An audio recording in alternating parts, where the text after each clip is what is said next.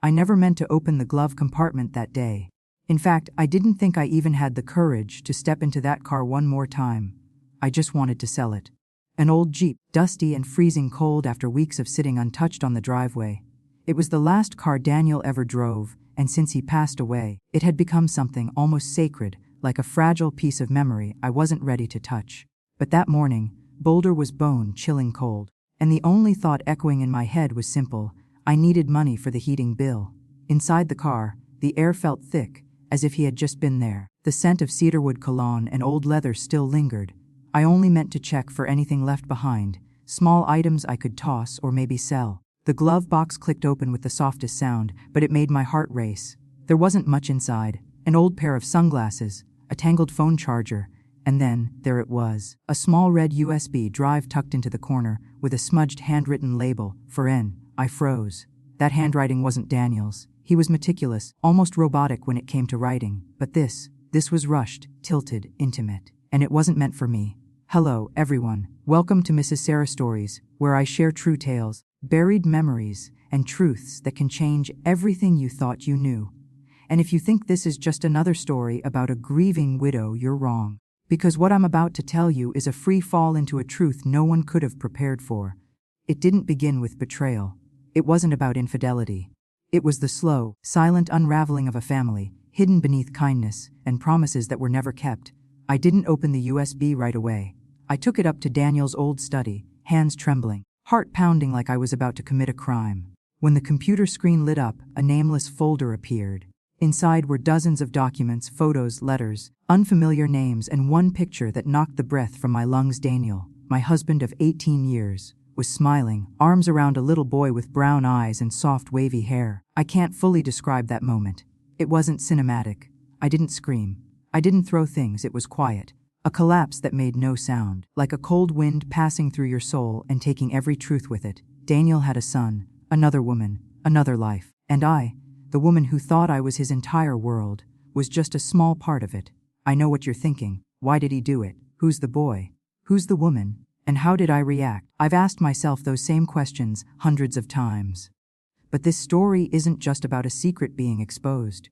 It's about walking through anger, heartbreak, and in the end, a forgiveness no one could have seen coming. If you're already pulled in, please subscribe to Mrs. Sarah Stories. It means the world and gives me the strength to keep sharing these raw, emotional, and sometimes painfully honest stories. Together, we'll go all the way to the end of this truth, and I promise, you won't want to miss a single moment. My hands were trembling as I plugged the USB drive into the computer, as if what lay inside wasn't just digital files, but something living and breathing, capable of speaking truths I wasn't ready to hear. On the screen, a folder icon appeared, unnamed, no image, no hint of what it held. Just a plain yellow icon, cold and still, waiting to be opened. I stared at it for a long time, as if bargaining with myself about whether I truly wanted to step into this darkness. Then, I double-clicked. The room changed. Daniel's home office had always felt like a space of order, transparency, control. He was the type to label every file folder, archive receipts by month, never use a USB without naming it by date and content. But what I saw now was the opposite. Files labeled with strings of random letters and numbers, no order, no index, no structure. IMG to 789, or Xmthwo note. None of it made sense. And yet, somehow, I knew. Each meaningless name hid a world I had never been allowed to see. I opened the first file. A PDF document came up, clean, typed text. But as soon as I read the first line, my whole body went cold. Dear Daniel, thank you for not turning your back on me and our son. I turned away from the screen instantly, as if someone had screamed in my ear. My heart was pounding. Not because of the name, Daniel, but because of how it was written. Dear, thank you. Our son. These words didn't belong to me. They weren't written by me. They weren't meant for me. It was another voice, another woman. Another life I'd never stepped into. I forced myself to look back. Below the message was a signature, Rosa Morales. I had never heard that name before. Not a friend, not a colleague, not someone Daniel ever mentioned in our day-to-day life. But the way she wrote to him, the rhythm, the quiet honesty in her words, I knew instantly she wasn't a stranger. I opened the next letter, still Rosa. She wrote about a night when Mateo had a high fever and the hospital wouldn't admit him due to missing documents. She said Daniel helped cover the emergency fees so Mateo could be treated. She wrote that Mateo often asked, "When is Daddy coming?" and that she didn't know what to tell him. The letter ended with a soft line, like a whispered breath. Even when you're not here, I know you're always with us. Mateo. A name I had never once heard in all my years with Daniel. A name that chilled me as I saw it repeated across dozens of letters, scanned documents, photographs. A boy with wavy brown hair and bright eyes. The same eyes I had once seen in Daniel when he looked at Olivia. But this time, those eyes weren't looking at our daughter. They were looking at another child. I opened the photo folder. The first image showed a woman with dark hair, likely Rosa, standing next to a boy around 8 or 9. They were holding hands in front of a small house, smiling faintly. But then came other photos. Daniel was in them. He sat on the grass, holding Mateo from behind, laughing in the afternoon light. In another, he knelt to tie the boy's shoelace, while Rosa stood in the background, holding a camera.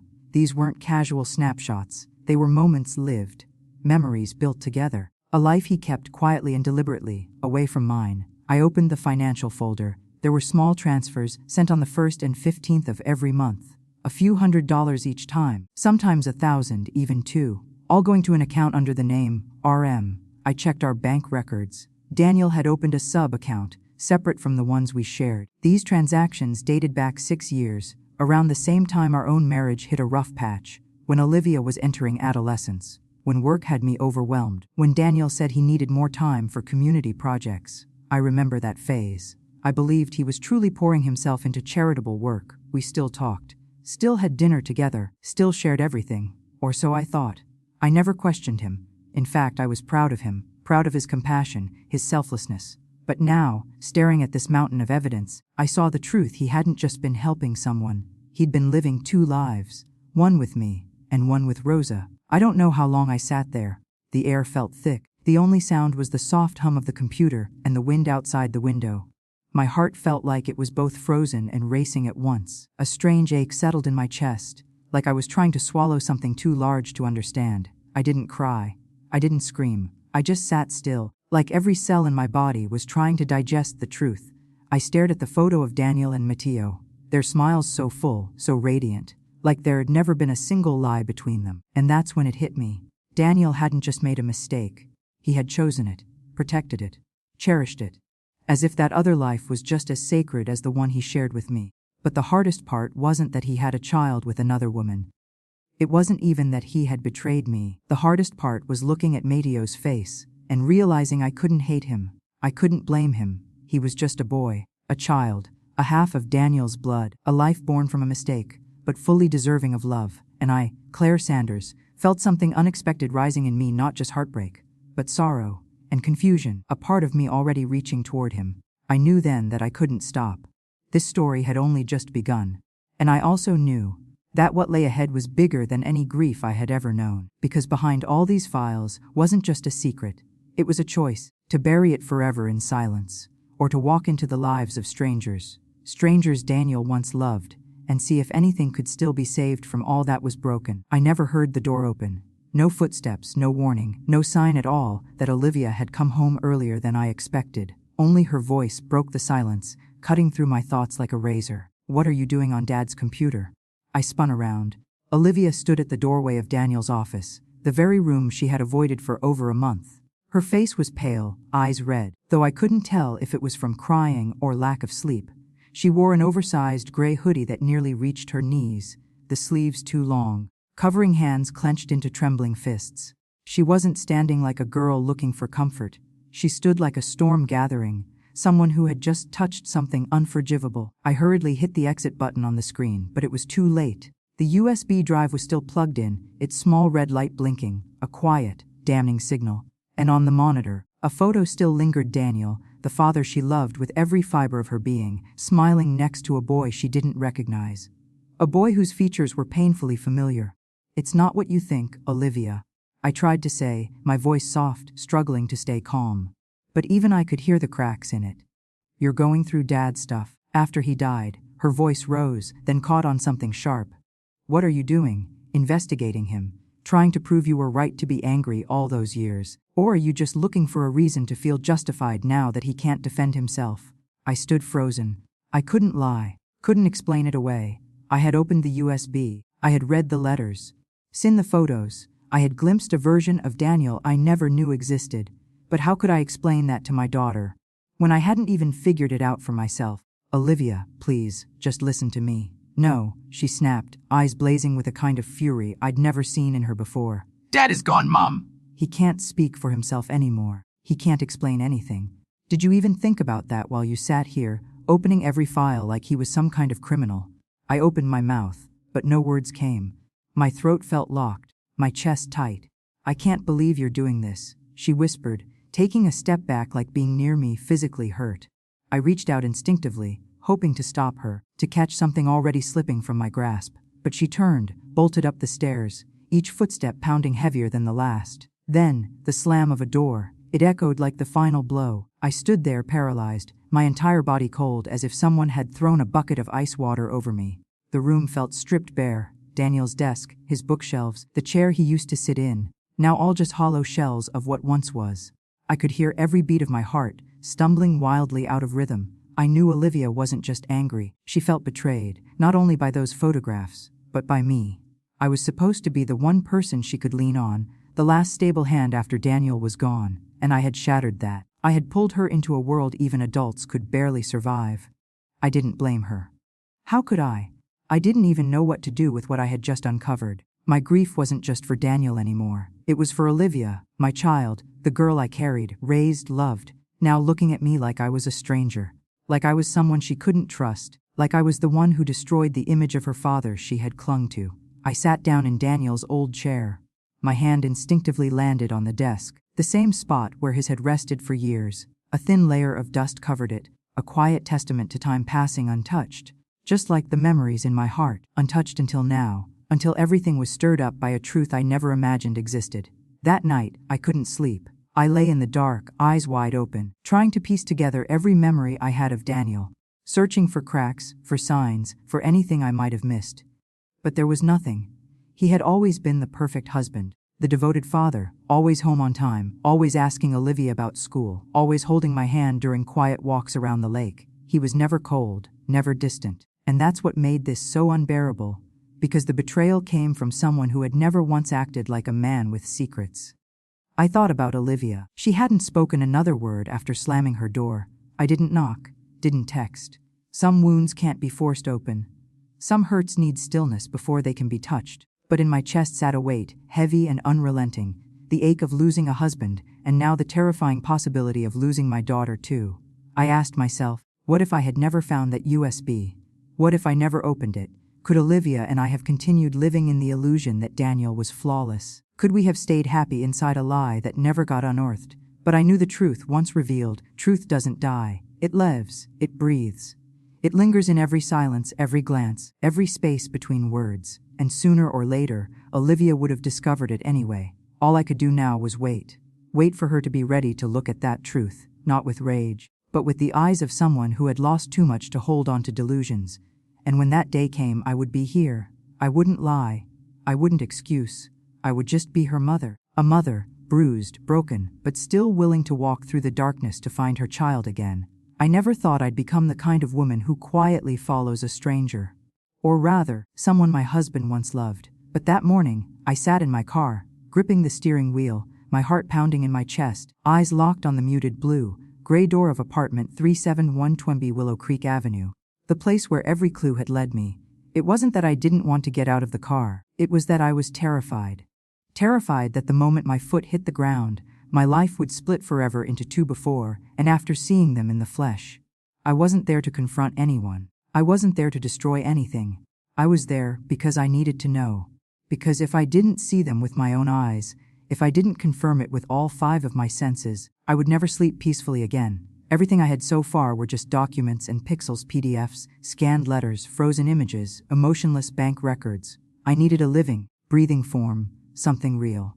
To convince myself this wasn't just a distorted dream I'd been trapped in. I found that address after hours of combing through the files Daniel left behind. It was a scanned lease agreement dated 3 years ago, signed by Rosa Morales. The address was clearly printed, no ambiguity. I stared at it for a long time as if the words might somehow speak, warn me, save me from going through with it. But addresses don't talk. They just exist, silent proof of truths no one meant for you to know. I left the house in silence. Olivia was still in her room, and I didn't have the courage to knock. I left a scribbled note. I'm out running an errand. Be back soon. Vague, but not a lie. I couldn't tell my daughter I was on my way to see the woman who once shared a bed with her father. The woman whose name alone could shatter the image of the man she'd put on a pedestal. I didn't even know what I'd do if I actually saw them. But like a tide I couldn't resist, I was pulled forward. The drive from Boulder to Aurora wasn't long, but that morning it felt hauntingly still. Bare, skeletal trees lined the road like bony arms reaching toward the gray sky, warning me winter was close. I didn't turn on the radio. I didn't call anyone. Just the soft hum of the engine and the wind whispering through the cracks in the windows kept me company, mimicking the rhythm of a heart trying desperately to stay calm. When I arrived, the sky had turned to steel. Heavy clouds stretched across the horizon like thick layers of memory refusing to lift. The neighborhood was unremarkable. 2-story homes, low rooftops, small front yards. A couple of bikes leaned under a porch. Curtains drooped over quiet windows. I parked across the street, placed my hands on my lap, and stared at the house. The one I imagined Daniel had walked into, had sat down for dinner in, had wrapped his arms around that boy in. I imagined him, with that gentle smile I once loved, bending down to tie Mateo's shoes, wiping Rosa's tears on some long, tired winter night. The images didn't come violently. They drifted in like mist, slow, quiet, but persistent enough to squeeze something inside me. And then the door opened. I held my breath. She stepped out first. Rosa. She was small, slender, her long black hair tied neatly at the nape of her neck. She wore a faded beige coat and carried 2 grocery bags in her hands. Her movements were practiced, not rushed, like someone who'd done this routine 100 times before. Behind her, a young boy, maybe 8 or 9, thin, with soft curls and a backpack printed with a solar system that bounced as he walked. He was chatting as they headed down the steps, his voice animated, as if he was sharing some great discovery from school. Rosa nodded, smiled gently, occasionally reminding him to watch his step. My heart clenched when I saw his face. There was something in his eyes I couldn't look away from. Not because he was Daniel's twin, he wasn't. But something in the way he tilted his head, the angle of his smile, the rhythm of his steps. It was familiar, deeply, painfully familiar. Some truths don't need DNA to confirm. I didn't get out, I didn't call out, I didn't cross the street. I just sat there frozen as they turned the corner and disappeared like a breeze around the block. And even after they were gone, I couldn't move.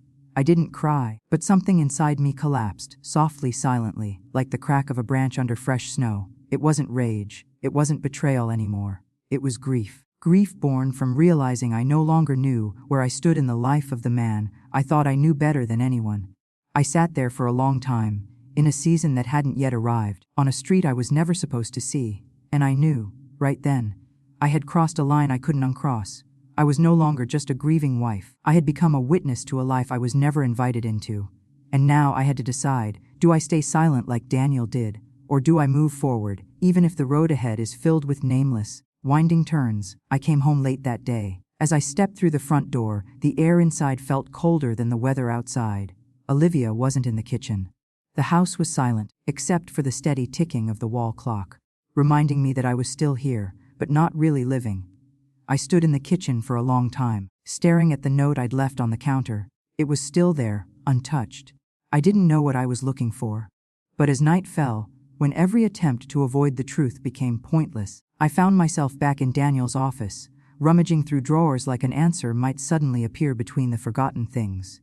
I needed a sign, something, anything, to tell me that the man I loved wasn't entirely a stranger, that the version of Daniel I held on to still existed, somewhere, despite the secrets now exposed. And then I remembered a small detail, something I'd skimmed over too quickly in one of the documents. A brief note at the bottom of a PDF, all records stored in safe, locked in right-hand drawer, cufflink box. I pulled open the right drawer. Beneath a stack of receipts and tie clips was a small wooden box, the same one I'd given Daniel on our 5th anniversary. I'd forgotten it even existed. When I opened it, there was a small silver key, attached to a metal tag engraved with the name of a local bank downtown. The next day, I drove there under a light drizzle. The front desk agent, a middle-aged man in a blue suit, recognized Daniel's name immediately. He told me my husband had maintained a safe deposit box there for years. After checking my ID and verifying my signature, he led me to a quiet, private room, so quiet I could hear my own heartbeat. The box didn't have a code or complex lock, just a simple key. Like whatever was inside didn't need much protection, just enough to stay hidden. Inside was a thick file folder, 3 different USB drives, and 1 sealed envelope. On it, in Daniel's handwriting, was my name Claire. I didn't open the files. I didn't touch the USBs. I just stared at the envelope, my fingers tracing the familiar slant of his letters, as if I could feel his emotions in the ink. I opened the letter slowly, careful not to tear the paper. The first line made my hands tremble. Claire, if you're reading this, things must no longer be the same. I sat down on the lone chair in the room, steadying myself before I continued.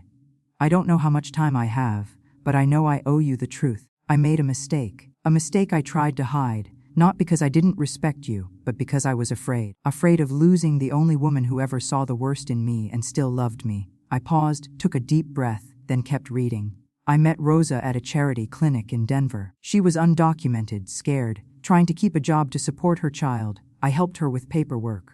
At first, everything was professional, clear. But then one night, you and I were distant. Do you remember? That time when we barely spoke for a week, when Olivia started pulling away, and I felt like an outsider in my own home. I remembered, all too well. That was the time I thought Daniel was struggling with mild depression. He came home late. He forgot birthdays. He'd sit quietly in front of the TV without ever turning the sound on. What happened with Rosa? It didn't last. It was only once. Just one time. But 3 months later, she came back and told me she was pregnant. I meant to tell you, Claire. I truly did. But I didn't. I thought I could carry it alone. I thought I could help them quietly, without hurting you. And that's what I did for the past 7 years. A little money every month. A phone call here and there. A visit to Mateo's school from a distance. I buried my face in my hands. The room suddenly felt smaller, thicker, like every word of the letter was pressing down on me. Claire, he wrote, I never stopped loving you. I never wanted a different life, but I also couldn't walk away from a child I brought into this world. Mateo isn't to blame. He's just a child. And if you ever find out about this, whatever you decide, please don't take it out on him. You're stronger than I ever was. You live more truthfully than I ever did. You're the only one who might salvage what's left. I'm sorry for everything, for the fear, for the silence, for not being brave enough. But if you can, please forgive me. Not because I deserve it, but because you deserve to move forward without carrying this burden forever. The letter didn't end with some poetic declaration of love. It ended simply in rushed, uneven handwriting. Claire, you were the best part of my life. I folded the letter with shaking hands. No tears, no screams. Just an emptiness so vast it felt like I was floating, weightless, directionless. But in that void, something became crystal clear. Daniel had left me, not just in death but through his silence. And now, all I had was a final message from the past, and a child out there, living, breathing, waiting for someone to recognize that he exists. I walked out of that bank into a cold, gray afternoon. The sky hadn't changed, but something inside me had shifted. Not forgiveness, not peace. But for the first time, I saw Daniel for who he truly was. Not the perfect husband I once believed in, but the flawed man he had become. And even in my hurt, I was ready. Ready to decide what came next. I didn't return to Aurora right after reading the letter. It took nearly a week before I could get out of bed in the morning, without my breath catching mid-chest from the weight of grief. Something in that letter had released me from the fury I'd carried at first, but in its place, it left behind a hollow. A deep, echoing emptiness where anger used to live, now replaced by one quiet, aching question. So what now? I didn't know what compelled me to go back to that house. The one that held a child I'd never held and a woman I'd never met, but somehow knew all too well. Maybe it was because Daniel was right. I was the one left behind, the only one who could choose how to end this story. Not with accusations, but with a conversation, no matter how painful it might be. I returned on a Wednesday afternoon. The sky was overcast, a soft drizzle misted the air, and the wind carried the last of the autumn leaves into little piles outside apartment 3712B. I stood in front of the door for a long time, my fingers tightening around the strap of my purse like it was the only solid thing left in a world that had come undone. I almost turned back, more than once. But in the end, I knocked. The door opened after 3 gentle raps. Rosa stood there, just as I remembered her from afar, petite, dark-haired, with a face that held both softness and quiet strength. She wore a beige sweater, old jeans, barefoot. When she saw me, her eyes froze for a beat. Not in surprise, not in fear, but in cautious recognition. She knew who I was. You're Claire. Her voice was small but steady. Part of me wanted to lie, to run, but I nodded. I need to talk, I said. If that's okay with you. She stepped back, holding the door open wider. Mateo's at school, she said simply. The inside of the home was so modest it was nearly bare. A worn-out couch, a faded rug, a glass jar holding a few dried lavender sprigs on the coffee table. Everything was tidy clean, with no signs of luxury. Just a quiet life, simple, solitary, built around a single child. I sat down. Rosa made tea, placed 2 cups on the table, and sat across from me. We looked at each other for a long moment, like we were both waiting for the other to speak first. Daniel left me a letter. I began. My voice wasn't cold anymore, nor was it shaking. It was quiet, steady, each word drawn from somewhere deep in my chest. I know, Rosa said, her eyes still fixed on the handle of her cup. He once told me that if this ever stopped being a secret, he hoped you'd come to me, not in hatred, but to understand. I didn't reply, not because I hated her. I didn't. But because I still didn't know how to feel. I never imagined I'd be here, in the home of the woman who shared a part of Daniel I was never meant to know. I never wanted to destroy your family, Rosa said, lifting her gaze to meet mine for the first time. I swear on everything I have. Daniel didn't come to me out of love. He came to help. I was lost, vulnerable, and it happened only once, just once. But the result was a whole life. Did you love him? I asked, surprising even myself. She blinked, then nodded gently. Not the way you did. But I was grateful. I respected him. And I grieved when he died, not because I lost a lover, but because Mateo would never know what it feels like to have a father. That sentence, so raw, so true, made me turn my face away. My eyes stung, not for Daniel, but for Mateo. A boy who had no say in how he came into this world, yet carried the burden of a life he was never allowed to fully know. I didn't come here to take your son, I whispered. I don't even know what I want anymore. I just needed to understand, to know what I'm supposed to do with the truth that's left. Rosa gave a faint smile. You already have. You came here. You listened. You didn't walk away. That's more than I ever hoped for. I looked around the room. On a small bookshelf were a few messy drawings, probably Mateo's. One showed a son, another a man holding a child's hand. I walked over, hands trembling slightly as I picked it up. No names. But I knew the boy still remembered his father, even if he never said the word, even if they never shared a real hug. And suddenly, my throat tightened. When I turned back, Rosa was standing, her hands clasped. If one day, she said, you want Mateo to know about Olivia, about the rest of his family, I won't stop you. But I'll let him decide. I never spoke badly about Daniel. I never will speak badly about you. Because no matter what, you were the woman he chose to share his life with. I didn't answer. I just nodded. Then I stood, walked to the door. The November wind swept through my hair, but I didn't feel cold. I felt like I was stepping out of a chapter I had avoided for far too long. And in my heart, instead of resentment, something had begun to fill the space. A quiet thing, not forgiveness, but something far more real: acceptance. The truth no longer lay hidden in the dark. It had stepped into the light. And so had I. I got home just as dusk settled in. Snow had begun to fall in light flurries, covering the wooden porch railing with a soft white dusting. When I opened the door, the hinges creaked softly, like the sound was waking something long forgotten inside the silent house. I didn't expect much. Olivia had quietly disappeared from this house nearly 2 days ago. No note, no calls, no replies to any of the messages I'd sent. I didn't report her missing. Not because I wasn't worried, but because I knew she was somewhere trying to find her balance again. The same way I had been. She was hurting too. And sometimes, pain needs silence. I set my bag on the table, shrugged off my coat, and turned on the kitchen light. Then I heard it. A faint sound, the soft zip of a bag coming from the upstairs hallway. My heart paused. I climbed the stairs, each step slow and cautious, like I might shatter something fragile. Olivia's bedroom door was slightly ajar. I pushed it gently. She was sitting on her bed, legs crossed, wearing an oversized sweater, clutching a pillow, head resting against the wall. Her headphones were still in, but no music played. On the floor was her unopened backpack, nearly empty water bottle, and an old journal I recognized from middle school. You're home, I whispered, my voice trembling with a mixture of relief and hesitation. She didn't answer, didn't look up, but she didn't push me away, either. She just sat there, waiting for me to speak.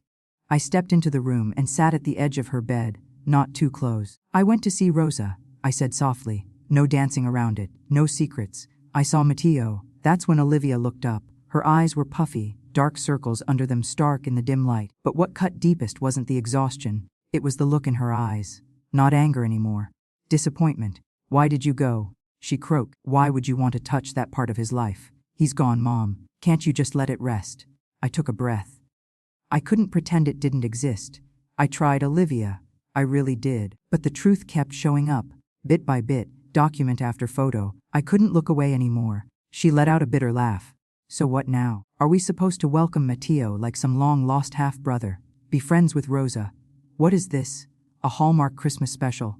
Her words were sharp, but I didn't flinch. I'd learned by now, anger is just grief in disguise. No, I replied gently. I'm not planning anything. I don't know where this will lead. I only know one thing. I don't want to live the rest of my life in lies. Not lies to others, and not to myself. Olivia stared at me, her eyes brimming now. I hate him, she whispered. Every promise he made, I believed it. Every time he smiled, I thought it was real. And the whole time, he had another kid. Another life. And he never said a word. Don't you get it? It makes me feel stupid. Like I wasn't enough for him to keep his promises to us. I reached out, but she recoiled slightly. I don't hate you, she continued, but I can't forgive you. Not yet. You're too calm. You accepted it too easily. I can't. I don't want to love Mateo. I don't want to see Rosa. I don't want anyone stepping into this family that Dad walked away from. I nodded, swallowing the lump rising in my throat.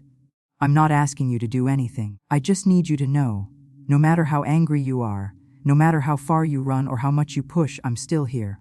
I'm not perfect, Olivia, but I'm the one person who will always be waiting for you to come home. She said nothing. A silence settled, thick and aching, like the whole world held its breath. Then, finally, she murmured, without looking at me, I'll stay. But don't expect me to forgive quickly. I need time, maybe a long time. I nodded. I understand. I stood and walked out, leaving her space untouched. But just before the door closed behind me, I heard a faint whisper, so soft it could have been the wind slipping through the crack. I miss him so much. I froze, my hand still on the doorknob. My eyes welled up, and in that moment, I knew Olivia hadn't left me. The anger hadn't vanished, but a crack had appeared, and that was something. Maybe not healing yet, but hope. The first stitch in the tear of a broken family. I had been sitting motionless at my desk all afternoon, as if time had forgotten me in this house. A house that once felt like home, once felt like the safest place on earth, and now echoed with haunting silences. In front of me sat a blank sheet of paper and an old blue ink pen. They had been waiting since morning. For a first sentence, a single line to guide the words I never thought I'd have to write. A letter to the son of the man I once loved with my whole heart, who is not my own. Mateo. That name echoed inside me like a wrong note in a song that had been written long ago. Part of me wanted to reject it, to turn away and treat it as a mistake that belonged solely to Daniel. But another part, the part of me that had once been a mother, that had sobbed when cradling Olivia for the first time in the hospital, couldn't do that. I couldn't deny the existence of an innocent child. Not now. Not after everything I've learned. I'd read Daniel's letter at least 5 times. Each time revealed something new, a layer of emotion, a nuance I wasn't ready to see before. Daniel was gone now, taking with him all the unanswered questions and apologies that only existed on paper. But Mateo was still here, still growing, still carrying half of Daniel, the half I had once loved, and now a past I couldn't erase. I picked up the pen. The first words came slowly, but once they did, they flowed like a river finally released after a long, quiet storm. Dear Mateo, writing to you might feel strange. Maybe you've never even heard of me, or if you have, only through scattered pieces that don't make much sense. And maybe you don't want to hear anything from a stranger who just showed up in your life story uninvited. I understand, truly. My name is Claire. I used to be married to your father, Daniel. I'm not writing to disrupt anything. I'm not here to take anything away, not love, not history. I'm writing to you with just one purpose, to let you know that you are not forgotten. That in a life that may seem closed off or complicated, there is still a small door. Not one you're being asked to walk through, but one you have the right to choose. When I first learned about you, I was overwhelmed by a pain I didn't have words for. Everything I believed in for over 20 years came crashing down in a few moments. Your father, the man I trusted with every ounce of myself, he had lived another life, one that included you, and I was never part of it. I was angry, hurt. There was a time I thought I'd never want to hear your name again. But then I saw you, not in a photo, not through secondhand stories, but with my own eyes across the street. And that moment, that single moment, I realized the most important truth. You are a child, a person, Not a mistake, not a secret, not a consequence. You are real, a part of this world, carrying hope, light, and every right to be loved and known. Daniel didn't have the courage to connect the pieces of the life he created. He chose silence. He stood outside of both worlds, believing it would hurt less that way. Maybe he was wrong, but I do know this: he never turned his back on you. He watched from a distance. He helped your mother. He wrote down every birthday in a notebook I found in his safe. In it, there's a line that reads, "Mateo rode a bike today." He laughed so brightly, just like Olivia. You have a sister, Mateo. Olivia, my daughter with Daniel. She's just now learning about you. And like me, she's struggling to understand. She's young, and she's hurting. It's hard for her to see that sometimes adults make mistakes. And sometimes, those mistakes bring something beautiful into the world. I'm not asking you to forgive anything, especially not for things that were never your fault. All I hope is that if one day you want to know more about your dad, the man who used to sing me to sleep in his gravelly voice, who cried when Olivia started first grade, who would leave handwritten notes in my lunchbox, then I'll be here, ready to tell you everything. Every sweet memory time hasn't stolen yet. I'm not trying to be your mom. You already have one, a remarkable woman whom I had the honor of meeting. But I do hope you'll know this: if you ever need an adult to talk to share stories with, to ask questions no one else can answer, I won't say no. You're still young, and I know your world might feel unsettled, so I don't ask for anything, except that you grow into yourself, with love, kindness, and the quiet courage I know lives inside you. If someday you want to reach out, a message, a drawing, a word, I'll understand, and if that day never comes, that's okay too. Because I'll know I did what I needed to do, not to erase the past, but to offer the tiniest door toward a different kind of future. With love, Claire. I set the pen down. My hand trembled, not from exhaustion, but from something unfamiliar. It wasn't pain, it wasn't anger, it wasn't regret, it was release. For the first time, I wasn't writing for Daniel, not even for myself. I wasn't clinging to the past or pleading with what had been lost. I was writing for a child, a soul untouched by fault, unaware of the full truth, yet fully deserving of being heard and having a choice. I folded the letter, slid it into a plain white envelope, and sealed it. On the front, I wrote, "For Mateo, whenever you're ready." And I knew, somehow, whether it was tomorrow or 10 years from now, if that letter ever found its way to him, it wouldn't just be words on paper. It would be a door.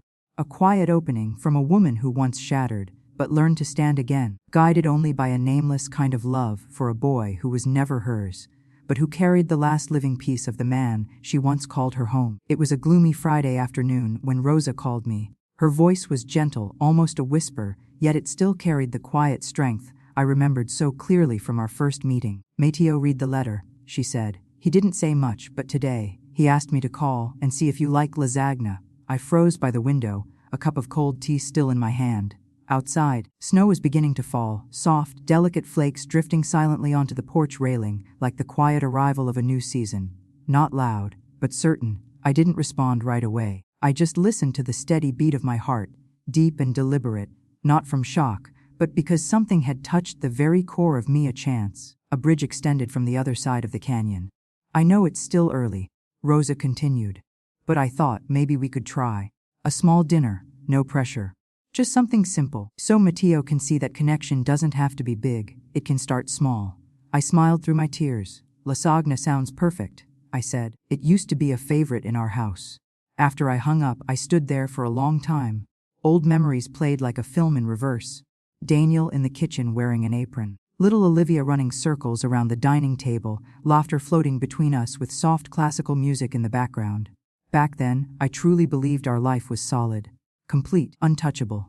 But the truth had crept in like a crack, quiet, persistent, and over time, it broke everything open. Now, I wasn't trying to patch the past. I just wanted to create something new, not to replace, but to continue. That evening, I made lasagna, not Daniel's recipe, mine, with fresh basil from the pot on the porch, some mozzarella Olivia loves, and a golden, crispy top just like my mother used to make. I set the table simply: pale blue tablecloth, 3 place settings, and a chilled pitcher of water in the center. No flowers, no candles, no fancy decor. I wanted it to feel honest, like my heart in that moment, not perfect, just real. After 7, the doorbell rang. I opened the door to find Rosa in a light gray coat, holding a paper bag with a baguette. Beside her stood Mateo, wearing a black hoodie, a crumpled comic book in one hand. His eyes met mine, hesitant but not afraid. and in them, I saw Daniel, some faded spark of light I thought I'd long forgotten. "Hi, Mem," Mateo said quietly, but clearly. "I'm so glad to meet you," I replied softly, taking the bread from Rosa. "Come on in, both of you." During dinner, we didn't talk much. Olivia was there too, quiet at first. She greeted Rosa with a nod and gave Mateo a cautious glance. Not of dislike, more like guarded curiosity, the kind that only someone who's been hurt before can truly understand. We began with small talk. Weather, school, stories about Mateo learning to ski, and how Olivia once forgot to put sugar in her first batch of cookies. Rosa said Mateo liked math but hated group projects because everyone wants to draw the diagrams but no one wants to do the equations. Olivia laughed. "Sounds like me in 8th grade." In that moment I knew something had shifted. Mateo turned to Olivia, tilting his head. "You like math too?" "Not exactly." Olivia shrugged. "But I like doing it alone. My classmates always messed around with the calculator, and I just needed a piece of paper." "Same," Mateo said, eyes lighting up. A thin thread had formed between them, not through blood, not through labels, just a tiny shared truth, and that was enough to open the door. After dinner, I cleared the dishes while Rosa and Olivia sat in the living room. Mateo quietly followed me into the kitchen. I handed him a towel, and he began drying the plates. Claire," he said shyly. "Can I ask you something?" I nodded. "Do you think my dad would have liked this lasagna?" I placed the last plate on the shelf and turned to him. "Your dad made really good lasagna," I smiled. "But I think tonight you made it even better." Mateo giggled. "But I didn't cook anything." "No," I said softly. "But you did something grown-ups sometimes struggle with. You walked into a stranger's house, sat at a table with people you didn't know, and smiled. That's braver than cooking any meal." He blushed, looking down. But I could see it. His shoulders had relaxed. The guarded look in his eyes was fading. He was beginning to feel safe. When they left, Mateo turned around and waved. "Next week, if I bring dessert, will you make dinner again?" I nodded, my throat tight. "I'll see you next week, little chef." The door closed behind them. But something had opened. Not just a door, but a new chapter. A place where love doesn't need to be defined, and forgiveness doesn't need to be spoken aloud. A dinner, an invitation, a small bridge between lives once thought too far apart. And just like that, family, fragile, unfamiliar, but honest, began to bloom again. That year spring came late. The buds took longer to bloom, as if even nature needed extra time to recover from a winter that had stretched on a bit too long. But eventually, the flowers did blossom, the sun did return, and in the little house on the corner of Willow Street, something truly shifted. Not every wound heals completely. Some scars remain. They twinge on rainy afternoons, in a passing glance, or when an old song of Daniel's comes on unexpectedly. But I've learned to live with them, instead of letting them eat away at me. And Olivia, my daughter, has too. She no longer avoids questions about her father. Now, every so often, she tells Mateo childhood stories, not out of anger, but with a soft kind of longing. And Mateo, that shy boy who once tiptoed into my home, now knows every drawer, every corner of my kitchen. He helps me bake, asks about Daniel's favorite meals, and sometimes he calls me Miss C. I never asked Mateo to call me Mom, and I never tried to take the place of what he has with Rosa, a mother braver and more generous than anyone I've ever known. Rosa and I aren't friends in the traditional sense, but we understand each other. We share the quiet that follows family dinners, watching two children gently grow into one another. In that silence, we found an unspoken agreement that love doesn't always look perfect, but it can still be very, very real. My family isn't what it once was. There's no husband sitting at the end of the table, no movie nights with the three of us huddled under a blanket. But in its place, there's a warm dinner table filled with superhero debates. There are chess games between Mateo and Olivia, and slow walks through the park, a new kind of family shaped differently. And each time I witness it, I'm reminded of something simple but profound sometimes. What makes a family isn't blood or perfection, but the choice to keep loving, to keep believing, even after we've been hurt. One late spring afternoon, Olivia handed me a small piece of paper. On it, in her careful handwriting, she wrote, "I think I want to write my college essay about what makes a family special. Do you think I should tell our story?" I didn't answer right away. I just smiled and pulled her into a hug. And in that embrace, I didn't just feel the little girl I once raised, but a young woman beginning to understand that life isn't always fair, but there is always room for kindness, and for starting again. And I realized, I don't need to end this story with a period, because sometimes the most beautiful stories are the ones still being written, day by day, moment by moment, with love, forgiveness, and dinner tables filled with laughter. If you've stayed with me to the end of this journey, thank you. Not just for listening to a story, but for holding space for the little fragments of a heart. Don't forget to subscribe to Mrs. Sarah Stories so we can keep sharing more heartfelt, meaningful stories like this one. See you in the next video.